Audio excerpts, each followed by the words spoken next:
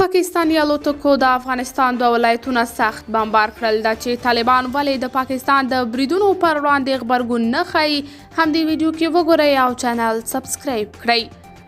پاکستاني الوتکو د افغانستان دوه ولایتونه بمبار کړي دي. بیلابیلو رسنیو خبر ورکړی دی چې پاکستاني الوتکو د افغانستان په کونړ او خوست ولایتونو باندې بریدونه کړي دي. پاکستاني رسنیو ادعا کړې چې په دغه بمباریو کې 8 پاکستاني طالبان وژل شوي دي.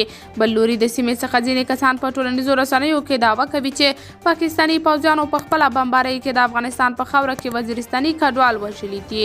د کونړ ولایت څخه بیا داسې معلومات را رسېدلي چې په دې ولایت کې د پاکستاني الوتکو په بمبارۍ کې یوه ښځه او 15 ماشومان شهیدان شوي دي. په افغانستان کې په داسې حال کې پاکستاني الوتکې بمباري کوي چې په دغه هیواد کې تازه د هیواد رهبریت بدل شو. څو ورځې وړاندې په دې هیواد کې حاکم ګوند چې مشري یې عمران خان کوله له واکه لرې شو او په ځای کې شهباز شریف صدر اعظم شو. خو طالبانو تر دا مهاله د پاکستان د بریدونو په تړاو څه نه دي ویلي. قدرمنو لیدونکو، تاسې د دې موضوع په هکله څه نظر لرئ؟